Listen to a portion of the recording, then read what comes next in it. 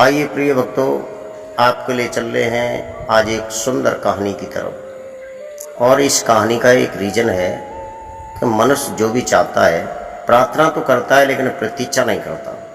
और प्रतीक्षा करने में क्या फ़ायदा है? प्रतीक्षा करेगा तो उसे सब कुछ मिलेगा।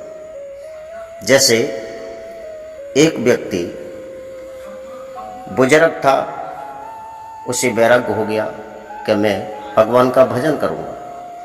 और भगवान का भजन करने के लिए वो बियाबान जंगल में पहुंचा। तो जाकर के उसने एक वृक्ष पर, और वृक्ष पर चढ़ा, एक डाली पर उसने पैर हिलगाए, उल्टा लटक गया, यानी तपस्या में लीन हो गया। उसे हो गए 6 महीना। और 6 महीना के बाद में उसने एक दूसरा व्यक्ति आया, और दूसरा व्यक्ति आकर के कहने लगा, भैया तुम यहाँ क्यों लटके हो? तो वो कहने लगा, मैं इसलिए लटका हूँ कि भगवान का भजन कर रहा हूँ। और भगवान का भजन इसलिए कर रहा हूँ कि परमात्मा की प्राप्ति करनी है मेरे को। कहने लगे, कितने दिन हो गए? तो वो बताने लगे कि मुझे दिन हो गए 6 महीना। उन्होंने कही, तो परमात्मा तो आते ही होंगे, चलो मैं भी लटक जाता हूँ। अब वो डाली वृक्ष पर चढ़ गया, दूसरी डाली पर वो भी लटक गया। अब उसको हो गई 6 महीना और उसको हो गई 1 वर्ष।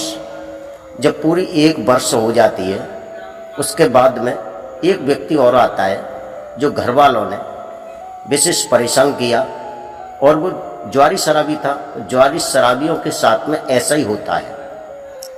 वैसे कहते हैं, नार मरी घर संपत्त नासी, मूड मुड़ाए बने सन्यासी। अब वो वहाँ से चले और जाकर के जब 2 आदमी लटक रहे थे, उसी पेड़ के नीचे जाकर के खड़े हो गए।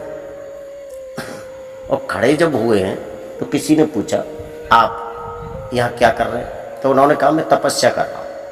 अब तपस्या कर रहे हैं कितने दिन से? एक बोला, मुझे 1 वर्ष हो गया। दूसरा बोला, मुझे 6 महीना हो गया। परमात्मा की प्राप्ति के लिए मैं भजन कर रहा हूँ। अब कहने लगे, वो भजन कर रहे हैं कितना समय हो गया? 1 वर्ष हो गई। जब 1 वर्ष का नाम सुना है तो वो भी लटक गया। अब एक को 6 महीना हो गए और एक को 1 वर्ष हो गई। तो एक दिन नारद वहां होके निकले। जब नारद वहां होके निकले हैं तो उस आदमी को पूछा, भैया आप क्यों लटके हो? वो कहने लगे, मैं इसलिए लटका हूं, मुझे परमात्मा की प्राप्ति करनी है। परमात्मा की प्राप्ति कितने दिन हो गए? कहने लगे, मुझे हो गए 1 साल और हमें हो गया 6 महीना। तो 1 साल वाले ने कही, आप नारद जी कहाँ जा रहे हैं? तो उन्होंने बताया, मैं जा रहा हूँ क्षीर सागर में। तो उस व्यक्ति ने कहा, जाकर के प्रभु से ये पूछना कि एक आदमी इतने दिन से तपस्या कर रहा है, उसे आप दर्शन देंगे या नहीं देंगे? नारद जी पहुंचे हैं भगवान विष्णु के पास में, और जाकर के कहने लगे, हे नारायण, हे प्रभु, एक व्यक्ति आपके भजन में बहुत लीन है, क्या आप उसे दर्शन देंगे या नहीं?